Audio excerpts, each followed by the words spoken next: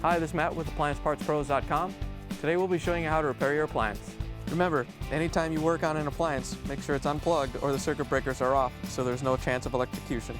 In this video we're going to show you how to change out the GE Cooktop Small Haliant Element. It's going to be a very easy repair and should only take a few minutes to show you how to do it.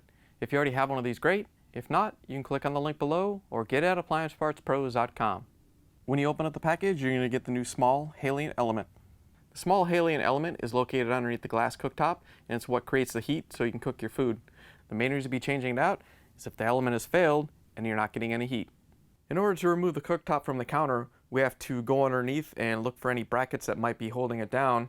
Depending upon the make, the model, or the type of counter it's actually mounted in, you're actually going to have to go underneath and look and see what type of brackets you have and take them out so we can pull the cooktop out. Also, if you're going to take your cooktop to another location to work on it, you have to disconnect the power cable. Usually these 240 volt units are hardwired into the house, so you have to make sure your circuit breakers are off and disconnect the power. Our brackets are mounted right here. Yours may be elsewhere. Make sure you check all four sides of the cooktop to make sure you get them all. Once you have the screw out, you can bend the bracket down so you can pull it out with the cooktop. Now we can do the bracket on the other side. Same as the other side. When you have the screw out, we can bend the bracket down so we can pull the cooktop out. Now that we have the brackets disconnected from underneath the cooktop, we're ready to lift it up.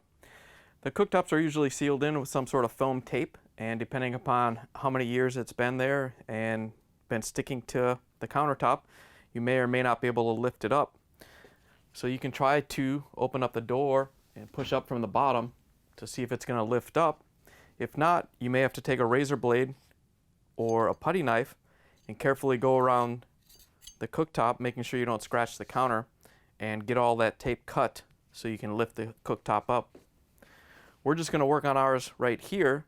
If you're taking yours somewhere else, obviously you're going to support it differently, but we're going to lift it up and support it on these sticks. Once you have one side up, you can come around and pick the other side up and slide the other stick in. Now that we have it supported, we can take it apart to work on it. First thing we're going to do is take off the knobs. They're not held on by anything, so all you have to do is lift them off and set them aside.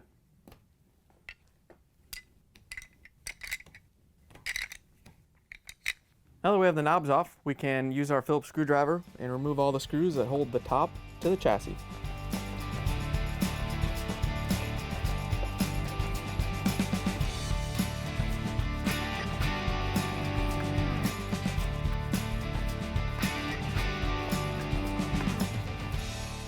Now that we have the screws out, we can take the top off.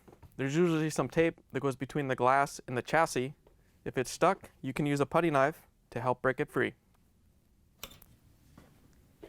You want to go all the way around. Once you get it all broken free, you want to carefully lift up on the glass top. Make sure that all the shafts come out of the grommets, and then you can set it aside. With the glass top out of the way, we have access to the Small Haliant Element. We have to disconnect all four wires on these. You want to take a picture or write down where they go. If they're on there tight, you can take a small screwdriver to help pop them off. On our model, it was brown here and black next to it.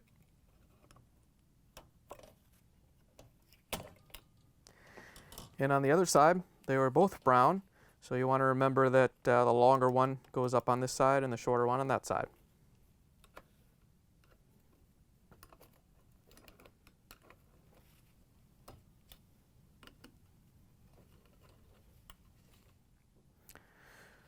Once you have all the wires off, there's nothing else holding the element in, so all you have to do is lift it off the posts. Here's the old Small Haliant Element next to the new one. If you already have one of these, great. If not, you can get it at AppliancePartsPros.com.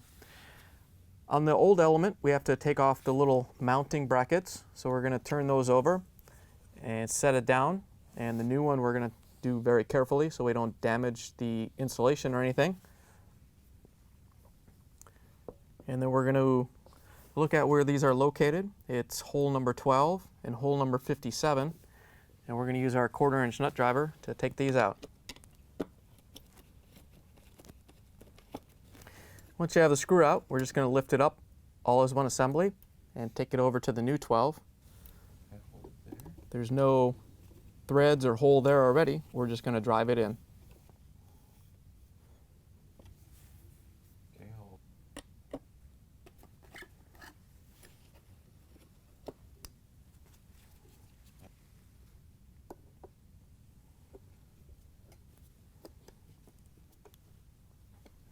Once you have both mounting brackets swapped over, we can very carefully lift it up and put the element into the cooktop. To put the new small element in, all we have to do is very carefully set it onto the post so it's supported. And then we can hook up the wires. Remember on this side, the long brown one went here, and the shorter brown went here.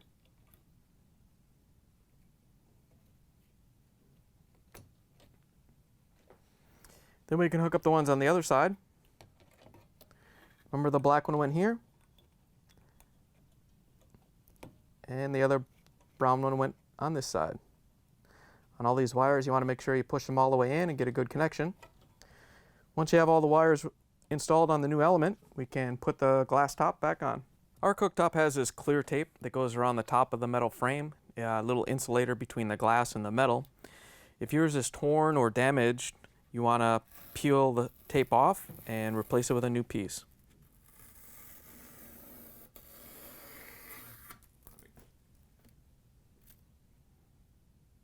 This clear tape comes on a roll from GE. Make sure you check all four sides of your cooktop and replace any that looks bad. Just want to line it up with the edge of the metal and press it down into place. And then we can trim the ends off once we have it laid down.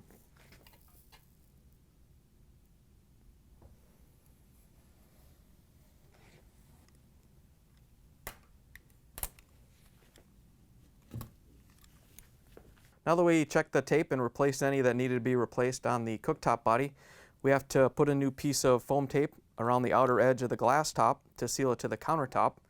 There is a bunch of residue on there, so we want to go around the whole edge and remove all this residue so we get the new tape stuck on there really good.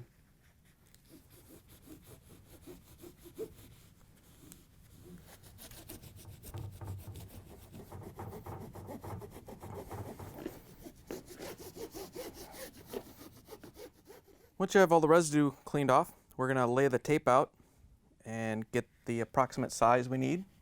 You want to go pretty much up to the edge, but you don't want to overlap any of the corners. And then once you have the length, you can cut it, take the sticky stuff off, the white backing, and stick it down to the glass.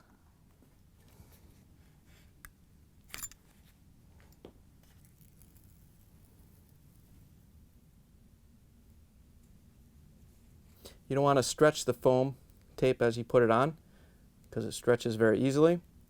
You just want to kind of tap it down with your finger, and once you get it all the way across, if you end up with a little bit too much, you can always just trim it off. Remember, when you put the two edges together, you just want to make sure that you press them together and get a connection right there, but you don't want to overlap the tape and make it too thick.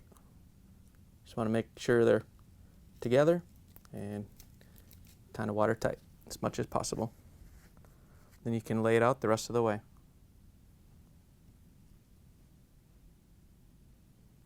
Once you have it down, you can go along the length again and press it down.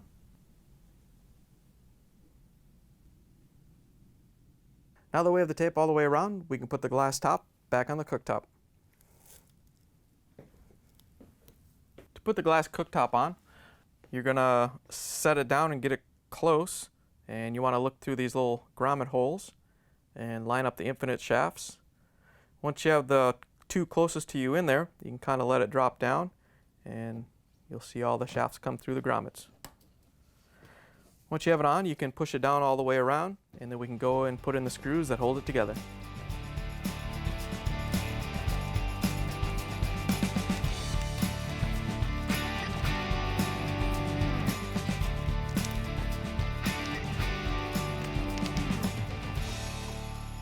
Now that we have the glass top reinstalled, we can put the knobs on. The burner knobs all go on the same way. There's a little tab right here that you have to line up with the shaft right here and then push it on.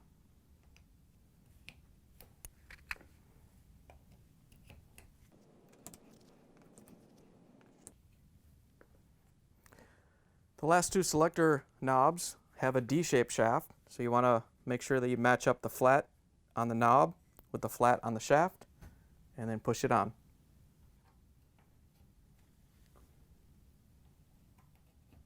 Now that we have the knobs on, we can put the cooktop back on the counter.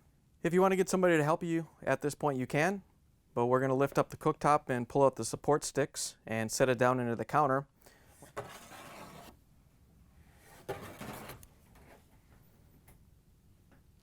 Once you have it in the hole, you can make sure it's straight and go underneath and finish connecting everything.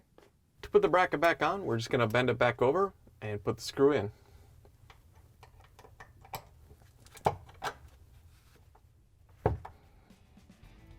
Now we can put the bracket in on the other side. We're going to lift it up and put the screw in. Now that we have the cooktop remounted, we can turn the circuit breakers back on and make sure it starts to heat. Thanks for joining us for another successful repair brought to you by AppliancePartsPros.com. Check out our other repair videos on our site, Facebook, and YouTube.